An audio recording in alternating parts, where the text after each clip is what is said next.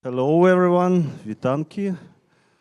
So, for the next 50 minutes, this awkwardly gender unbalanced group of experts will, Russian-speaking experts, will try to cover venture winter and Belarusian ecosystem problems, topics, but in English. And without further ado, let me introduce my colleagues. Yury Shlahanau, he's main scout, head of scouting. I'm sorry, I'm not very good at positioning at ULTRA.VC. Valery Astrynski, he's a serial entrepreneur and he is inspirer of Angels Band. Old Angels Band, yeah, I represent the new one, more fresh. Also, we have Andrey Lappo from IZDAT Venture Studio. We have Yury, Melnichek. Where are you from, Yury, actually? And we have Nikita Krivelevich, an investor manager, investor director at Zubr Capital. And thank you very much for being here. And without further ado, number two, let's start with I hope you are in healthy mind state, and we can do it like without pushing the political issue topics. Let's discuss where we are at and where we are going to. Speaking about Belarusian venture ecosystem, how does it feel? What do you feel about how it feels, and so on? So, can you start, please? Yeah, sure. So, yeah, hello everyone. Pleasure to be here. So, well, to be fully honest, I've been like participating or like watching lots of panel discussions regarding like the trends in venture ecosystem, not only Belarusian one. And I'm a bit confused. Like, I always try to say something new, like something that people haven't heard before, like 10 times. And while preparing to these panel discussions, I was a bit confused, like what to say, because yeah, like we all know about the like VC downturn. Like it happens, like it's real. It affects not only Belarusian founders; it affects like most of the founders. Still, it's it's manageable to raise funds. Like it has always been hard to do it, even in like 2020, 2021. Like I believe a fraction of companies that tried to raise money actually made it, and it's still like very difficult now, but it's manageable. We like invested in 25 companies during last like year and a half. So and among them, if I'm not mistaken, 5 or 6 of them are Belarusian companies. So basically, it's real. But when you like join, like choose to follow this like life of a startup founder, this journey, you should never expect that it will be an easy one. And fundraising is one of the toughest challenges. It still remains such. So to be fully honest, like maybe the colleagues have like different perspective on this issue. Yeah, I haven't noticed like recently the cases when founders did not manage to raise funds only because of the color of the passport. Okay. But maybe yeah. You started with a very open question, so basically I've like started to like draw the emotion and let the colleagues maybe add their thoughts as well. So thanks. Так, а зараз по-белорусски. Добрый вечер.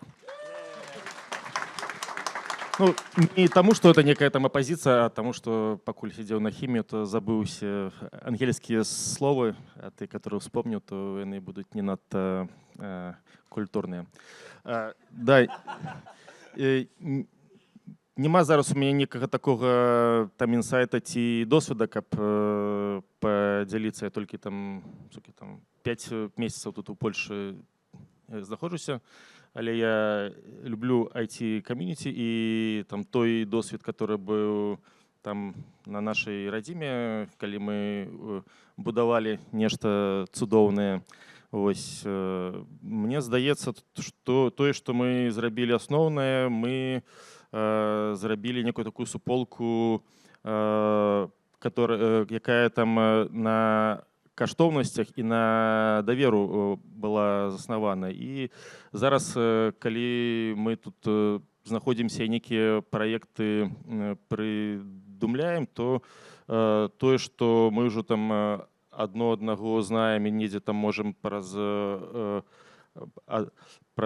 некае там адно там знаёмства мець некі там іміджавы досвед, то это там важна. Бо, конечно, як любы бізнес, ён заснованы на даверу, і, здаецца, тут у беларусаў, ну, і у нас ёсць некі такі патэнцыял, бо зараз мы знаходзімся ў новай рэальнасці. Ну, это там цікава, то есть это не скучно.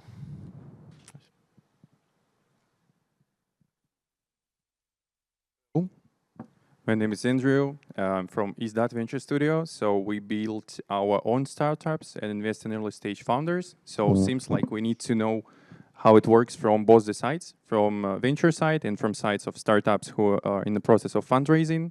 And I would like to ask if anybody from our group is fundraising right now. Please raise your hand if you're in the process of fundraising. So hello. We'll try to be not... in my speech scope, less water than in our table. So, by the way, seems like new period of venture winter is not what we discussed with guys in previous hour. That it's not a new normal. It's just a normal after the period of 19 till 2022 when it was easy to raise the money because cash was quite cheaper than now. So, welcome to new reality, and today I think we need to discuss a little bit more about the project, about how to fundraise, maybe some tips, maybe some words of support for guys who are in the process of fundraising right now. So that's my word, Yury. So, yeah, thank you for inviting me. I actually think we're not in winter anymore. I think we're in early spring. It still feels cold. It feels like there is still snow out there, but I think primarily for political reasons, for American elections, we are in a new period, and the spring is already there, and the summer is coming. And Trumpist?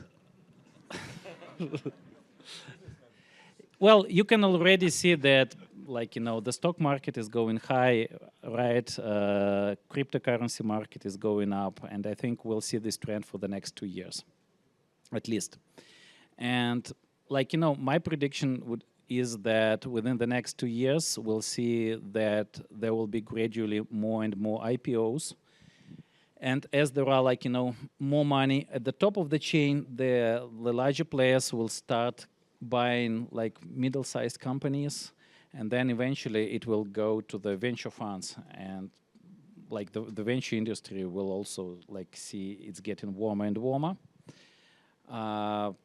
Yeah, so I think the problem will just, like, you know, go away by itself for the next 2 years. My prediction that I based my strategy upon that within the next 2 years the war will stop and all of the people here would be able to travel safely to Belarus. Let's applause to that. Yeah, guys, nice to meet you, all of you here today. Kiryl, thank you for having me today. Basically, I agree with the statement that we returned to some normality. We had some small growth of venture capital market in 2019 or in 2017 and this years, but in 2021, 2022, we had really great growth. We had really cheap money, but right now we return to, like, normal level. But to be honest, all of us, maybe not all of us, but mostly we are from Belarus, and in Belarus it was always very hard to attract money. we had just a couple of funds, we had just a couple of associates like Angel Band and couple of more, but it was always hard to attract money. Right now we are in new reality. We need to attract money not on our local market, but on other markets. But yeah, we have, I think, some ideas what we can do to attract money. But in general, it's just our current circumstances, and we can do something to attract money. And I believe we will discuss it today. And my next question will be to you and to ULTRA.VC. Do you feel that, or do you see, or do you have it in your pitch decks that you receive? Do you feel that startups should show now during this so-called winter, or with the positive reframing early spring, do they need to show higher results, more MRR, I don't know, whatever, better traction? Or it's still okay to have the same one that had like 2 years ago?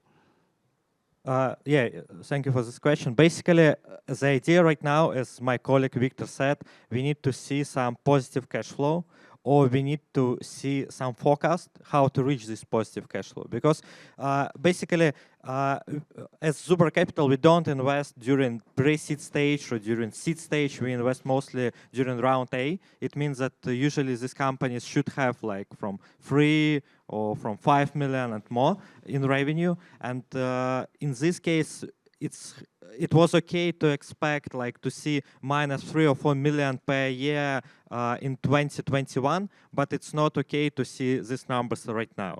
Right now, we are looking for very healthy unit economics. We are looking for very healthy cash flow. Right now, we are looking for very healthy balance between growth and expenses. And in this like rule of 40, we prefer to have like more this EBITDA part rather than growth part. But yeah, it's just our approach. We see right now a lot of funds which are okay and which ask like double, triple growth without any cash flow, with big minuses and so on. So our approach changed a lot comparing to 21, 22, but and we see a lot of funds with this change. But I think that it's possible to find funds with which can invest just in product with good idea and without any healthy metrics. Yeah, seems like. Oh. EBITDA, positive cash flow, maybe it's announced, it's even don't hear by early stage startup. So if you early stage startup, you have positive cash flow, you have EBITDA, so I really appreciate. So if you're early stage startup and you have a positive cash flow, don't take venture investments. Yeah, for sure. So that's you should understand that when Nikita discussed this situation, he discussed about projects which on A stage or A plus or maybe early A or seed. So you should understand that in early stage startups, the situation is quite different. You should be. That's not enough right now to have just an idea and to raise money just only on idea. Or of course, expectations from early stage startups are higher than in previous years too. Because right now you need to have at least traction, at least ideas how you can monetize. And for our products, we have some ideas how we need to be. To gain cash on every stage of new level of our product. So seems like in early stage startups, situation not the same like in A funds.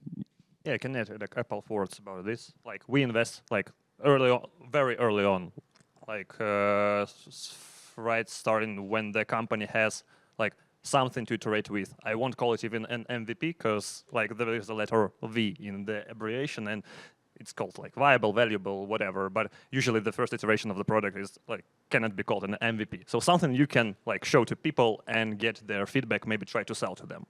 So, and of course, considering the market conditions, considering the pretty like strong pipeline, we always are raising the bar of expectations to the founders, for the founders, in terms of validation of their core hypothesis, etc., etc. But to be fully like honest, fully transparent, like at the stages like angel and pre-seed, that's my perspective. Like the most important thing a founder can convince investor of is that they have this intrinsic motivation to build this kind of company. Like they want to build, to solve this problem or to build products for this particular people, like this market, etc., etc. Because unfortunately, like even considering the market downturn everyone is aware of, the proportion, the share of the founders whose motivation to start a startup is like to become a startup founder, like lifestyle, like to live a lifestyle of startup founder, is pretty high. Not only among Belarusian founders, but also among like all the European and even the US founders. So, so for me personally, it's mostly at these early stages, it's mostly about how strong do you want to solve this problem or serve these people? Because the journey of a startup founder is like a journey of taking punches all the time. And if you do not have this strong, maybe sometimes even irrational desire to build this, one of these punches will be the last one, so basically. And do you see, okay, let me rephrase, let me start from the beginning. I believe that like 60% of Belarusian founders, maybe even 90, oh my gosh, 19, 90, right here, going crazy, sorry, my bad. So 90, yeah, percent of Belarusian startup founders or startups have relocated to Poland, Lithuania, whatever, Cyprus. And do you feel that it is actually a good thing happened to them? I'm sorry, the circumstances of the relocation probably were not very nice for most of them, but isn't it a good thing for the Belarusian ecosystem and Belarusian startups? How do you think that? The one from the chemistry. Так, ну, калі думаць, што ўсё, што нас там не забівае, ўсё робіць мацней, то, конечно, там у нас зараз там больш такія спартовыя некія такія рэчаіснасць. То есть трэба быць больш там больш матываваным, каб у гэтых у больш цяжкіх умовах нешта зрабіць. Ці добра гэта для стартапа экасістэмы беларускай? Ну, верагодна, это там дасць некім такім больш выбітным праектам там зрабіць ну, можа такія выбітныя некія, можа і юнікорны. А калі от памятаю, былі у нас такія там меркаванні, што ці добра, калі там у 19-м годзе у польскай экасістэме было там 2000 там акселератараў, на которые там было шмат грошай. Ось, і тады было такое меркаванне, што ну можа гэта занадта ўжо так лагодна, калі у стартапаў надта шмат грошай, усё добра. Not so many punches, as Yury says. Так, яны ляжаць на канапе, а тут трэба нешта рабіць, бо будзе недобра. Yeah, actually, I was thinking, that feels awkward answering to you in English, but actually I was thinking about, let's say, Polish ecosystem as an example. There are like 300 ecosystem players, including accelerators, venture funds, angels band communities. I mean, not angels band, but angel communities. And actually, while relocating people, I mean, startup founders, they become much closer to this ecosystem. These possibilities, they became closer to them, and it's easier for them to probably to fundraise, to get some expert opinions, to network and so forth. So isn't it good? Kiryl, I can take it from here. Yeah, basically, it's probably a very unpopular view, but I think that there is no difference between like Polish ecosystem for Belarusian founders and what we had in Belarus.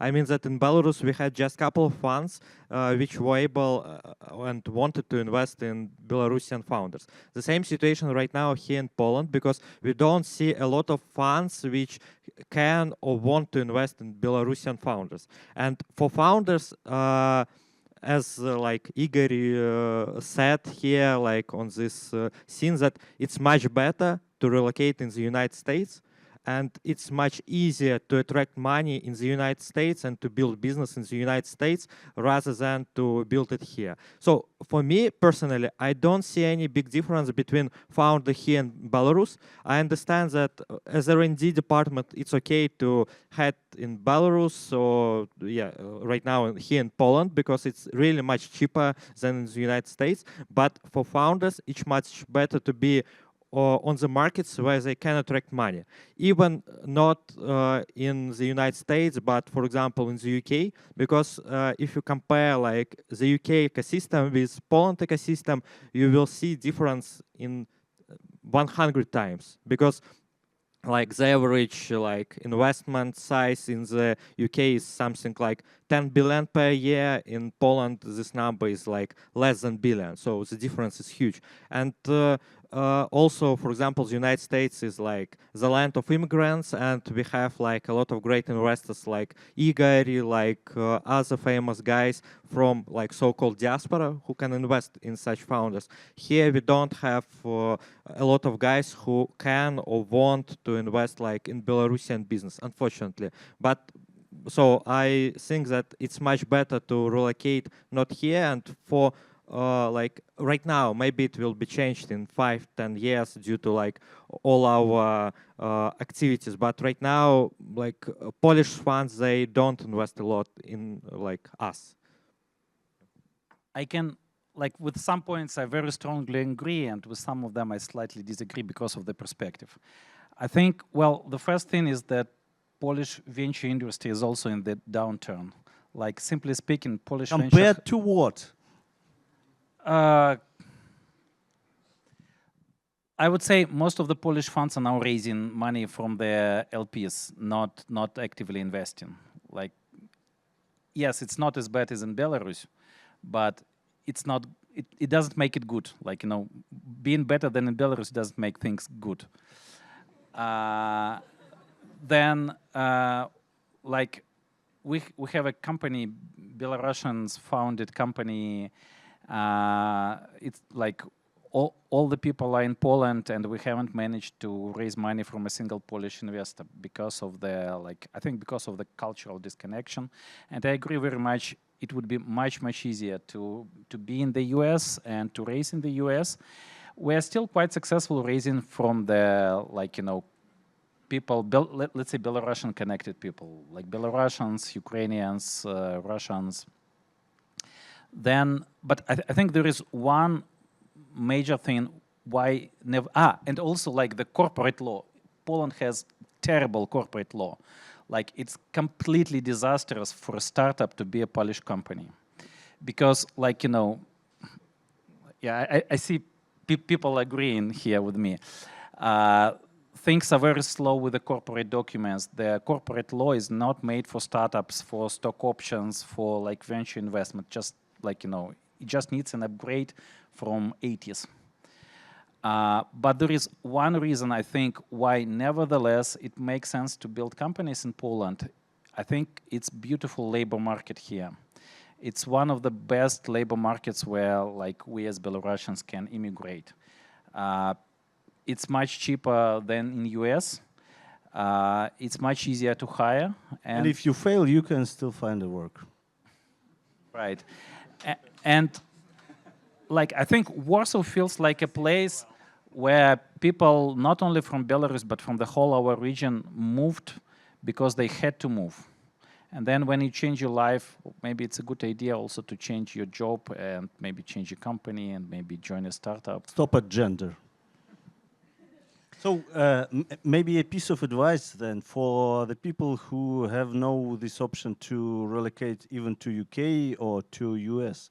If they have or plan to have their startup in Poland, Lithuania, or whatever country you can imagine that is not so good as UK and US.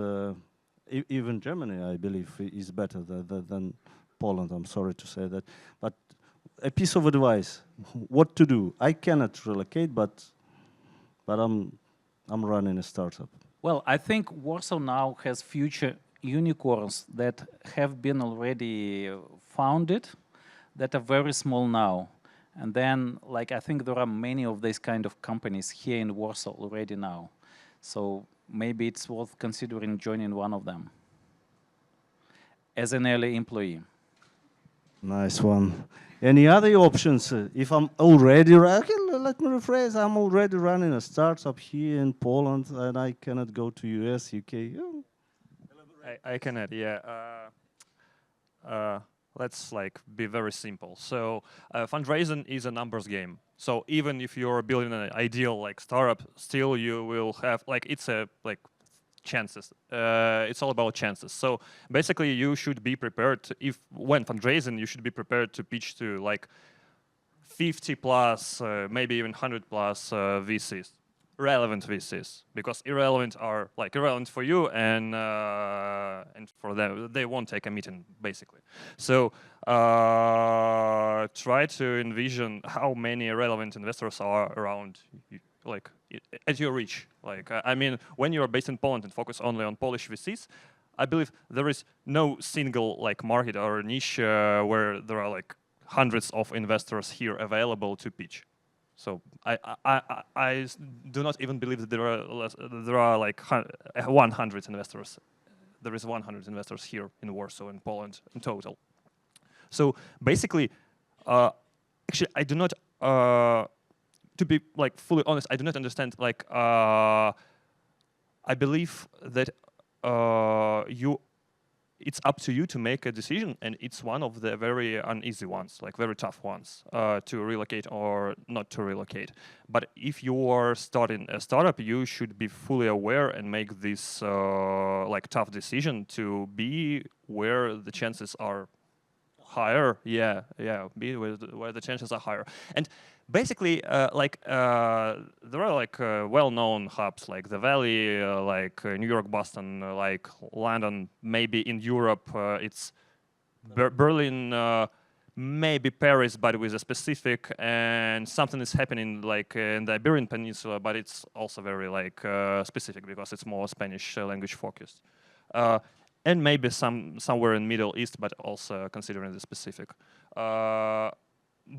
But I know pretty many cases when founders did not have to like relocate there, but they had like a tangible presence. Like they spent like a couple of months a year there building the network. So that may work, but like the more you hang out with people who may give you money, the higher chances are you will actually get it. So it's pretty simple. Unfortunately, there are no like shortcuts here. I also think it's never been as easy and as cheap to build a bootstrap startup as it is now. So first of all, like in this post-COVID, post-hopefully remote work period, like lots of software engineers are working on two jobs at the same time. So you can find the ones who don't and convince them to work for your startup for the stock, like, you know, not compensate them. And like, you know, there are a lot of startups doing, like, you know, most of the startups I talk to are doing this, like really most of them. Yeah, and we're waiting for the AI bullet point probably. Yeah, there will be a couple points. Yeah, so I actually know quite many people who choose like two jobs, one for cash and one for stock. So one for cash, they choose where they get paid in cash, and then they choose a startup or a company where they believe the stock will grow faster, and then they just like go and work for like, you know, for two of them. So then what are the next costs? Server costs. You get like free credits from Amazon, from Google, from Microsoft. And then some of these players are already extending these credits for the second year and for the third year. So you basically get free server costs for the next 3 years. It takes like just a little bit of communication, just like really very tiny bit of communication. You can get like, you know, all your server costs covered. then yeah, exactly. With AI, it's never been as easy to build companies. Like, you know, I see there are like different niches where like the guys are getting from nothing to like more than million in revenues in less than 2 months. Like if you hit the right niche by building AI tools for something. Like, you know, there are things like, you know, AI tools that record the conversation between doctor and patient and help the doctor get something out of that. Or like, you know, this like huge number of apps that use AI to help with dating. So basically you can screenshot your Tinder conversation, send to the app, and then it will just give you something to copy paste. And like these niches, there are like really, really, really many of them. And then like as a startup founder, you like, you know, in post-COVID, you can get free, like people working for you for free, okay, for stock, but for free cash. The same is with hosting, the same is like, you know, it's just like so much easier to build bootstrap companies now. And then if you're building bootstrap, you are actually in a very good position to raise money. Because like, you know, raising money is also a market process. So you always have to have like your second option. If your second option is to be like, to continue being bootstrapped, that's a very good position to raise money. Okay, great. Thank you very much. And my next question is, any Belarusian exits or rounds? Okay, let's not mention flow. Oh, I already mentioned. Inspired you and made you feel that it's not so bad. I can provide one example. Probably you know about it, but basically not one, but two. The first one is our portfolio company, Palta. They have this project Flow, and this. Oh, really? I never heard about it. Yeah, and basically they attracted 200 million from General Atlantic just a couple of months ago. The second great news is from gaming industry. Just like a couple of days ago, it was known that company called EasyBrain, which was sold to Embracer like 3 years ago for 600 million. It was sold like a couple of days ago for 1.2 billion. Just having like in place here, I don't know if they have like in place in Belarus, but it's just 300 people, and this company was sold for 1.2 billion. So we can consider that Belarus founders have like one more unicorn in our like a big story. So I think that these stories can show that our talent, like Belarusian talent, is very great.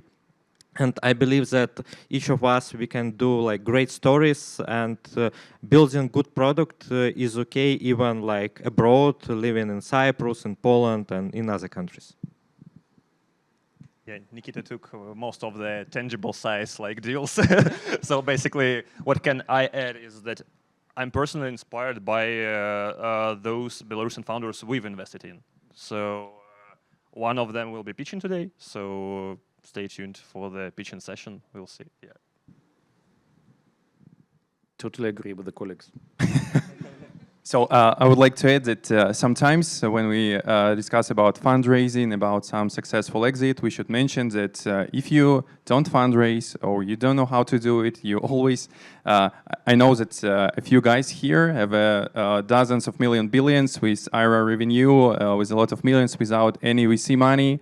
They do it on ourselves, and their business is still venture. So if you can fundraise even in early stage startups, in early stages, so you should mention that you always understand that your business is doing business, not to fundraise. So and maybe that's some inspired thoughts in your head. Yeah. Да, хотів ще сказати, що ну так як нема цивіти, яка там робила б там аналітику по всіх білоруських стартапах, я думаю, что есть и были проекты, которые мы там и не ведали, что они насамрэч беларускія. На тым тыдні познаёміўся з беларусамі, которые там адны яны набылі одну з 4 американских компаний, которые занимаются спутниками. Ось, и там у них уже есть там пару спутников, которые там летают па свеце. Ну і яны там таксама робяць там экзіты, ну але это нідзе там не дасвядчаецца, што гэта там беларускія кампаніі. То есть ёсць некія беларусы, которые, ну яны там не піарацца то, што яны беларусы. І мы іх не ведаем.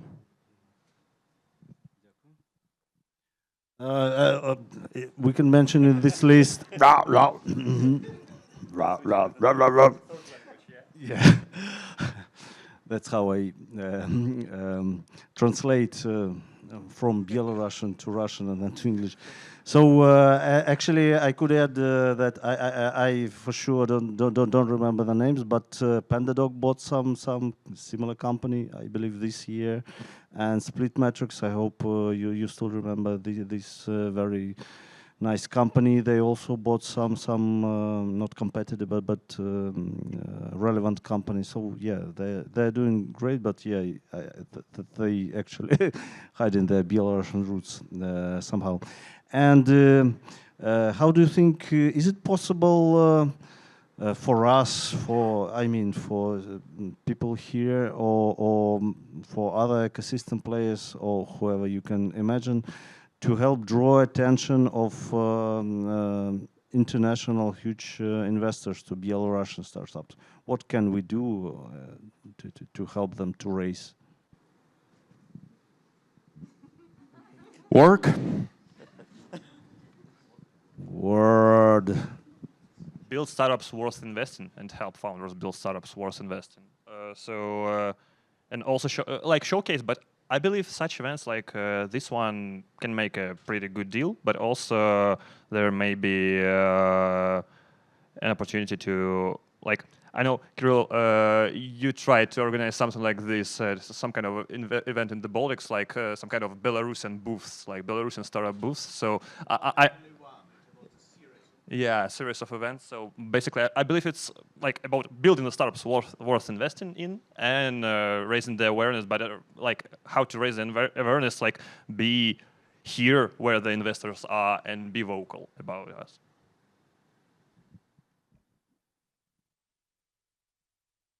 Let's keep a silence for 20 seconds. Я думаю, што патрэбен час. Прадпрымальнікі павінны зарабляць грошы, каб стартапы хай робяць стартапы, і калі-небудзь гэта ўсё смэчыцца усім. І калі там бізнесмены будуць працягваць рабіць бізнес у другіх лакацыях, я думаю, што з часам ад гэтага будзе ўсё лепей. То есть, трэба час на все это. Okay, and my next question again to you. Do you think, it's a tricky one, Angels community, I don't mean Angels Band specifically, but any other Angels community in a good help for Belarusian startups that have relocated probably, or they're like...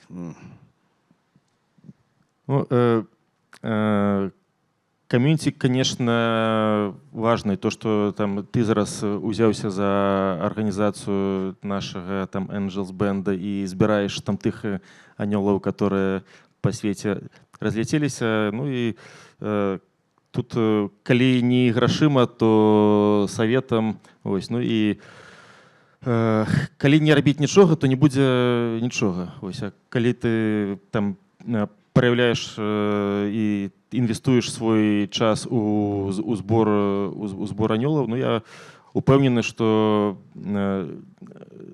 до нас будуць далучацца і там такія інвестары, которые раней, можа, нічога там і не чулі пра ангельскія інвестыцыі. Сёння там у коридорах уже пыталіся, а як там до вас долучыцца? Кажу, што вось адпраўляйце заявкі да Кирилла. And also, like we as Ultra, we like obviously partner with lots of angel syndicates, angel communities all over the Europe, both for like scouting deals and also for helping our portfolio founders to raise the next rounds.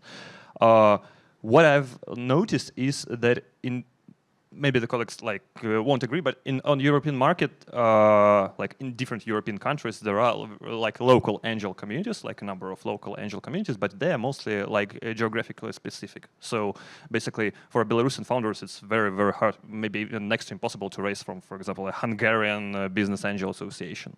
So where to go? Like there was Angels Band, like previously. We hope the Angel Band will thrive like in the next couple of years. So basically, having the like Belarusian specific angel community is for sure a good thing. So I'm very sure about it.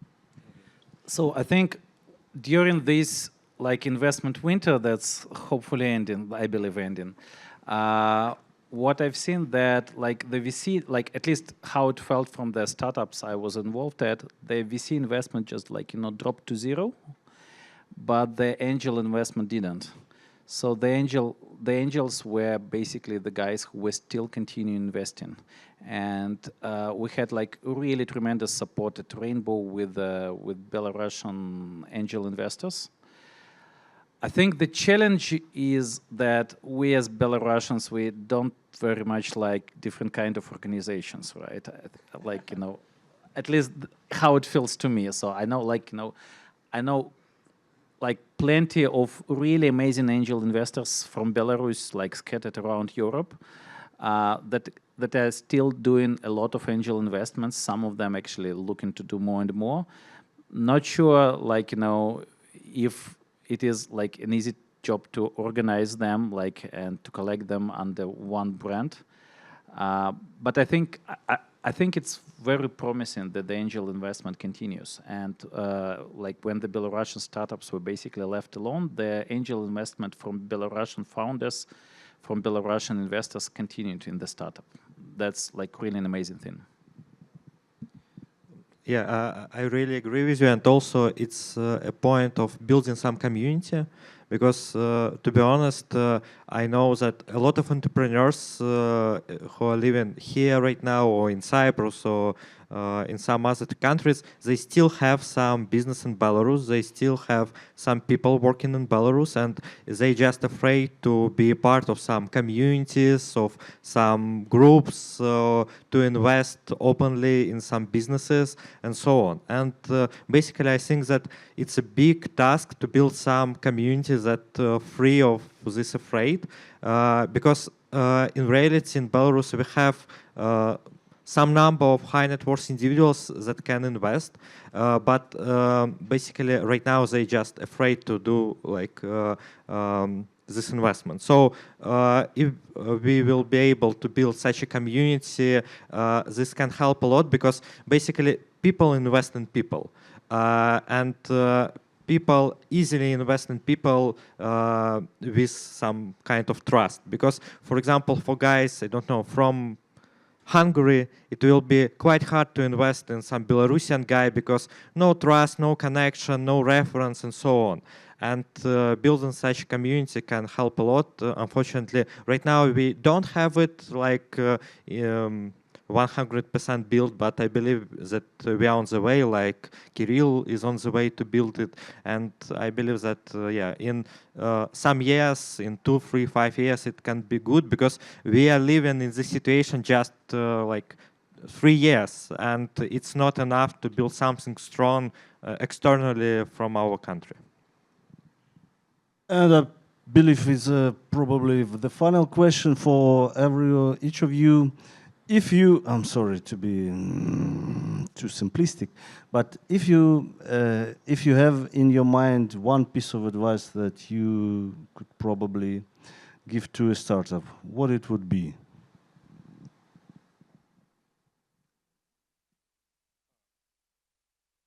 Be sure that you are doing the thing you are enjoying doing. I mean, there are lots of founders who realize that at some point of the journey of startup that they are not so excited about what they're building. If you are not excited about what you are building, the chances that you will make a success with this company are like down to zero. So I'd like stick to the fundamentals and like be sure that you are passionate about what you are building.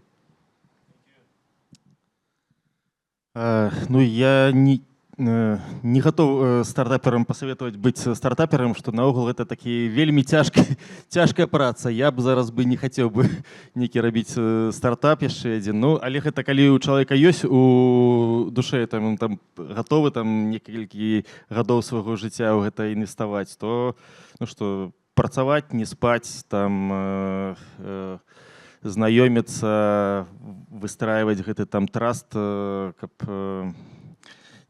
не рабіць усякіх неправільных рэчаў. Ну, але гэта вельмі цяжкі труд, і не для кожнага гэта падыходзіць. І мой асноўны адвайс быць шчаслівым чалавекам. Але гэта не для стартапераў.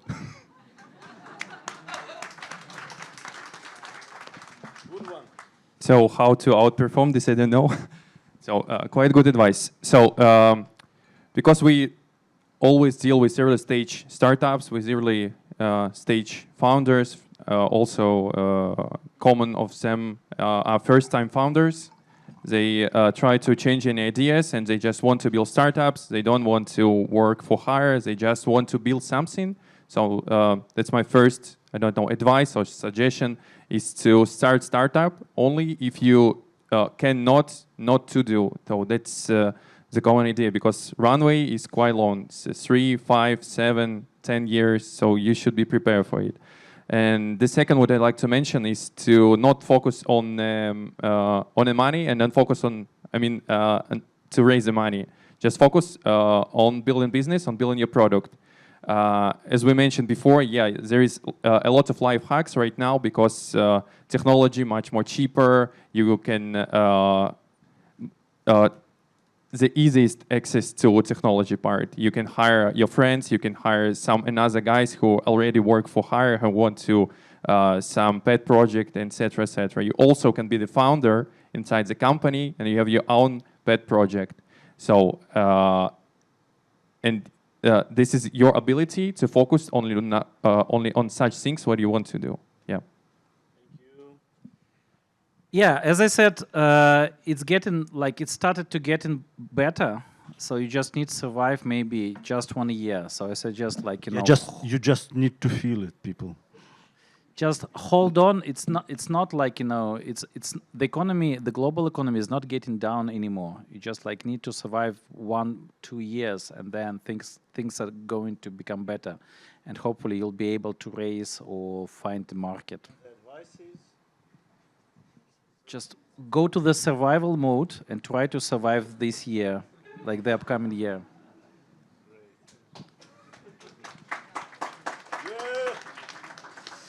Yeah, basically at Zubr Capital we have this 3 pillars of success of any company, like strong leader, strong team, and enough capital.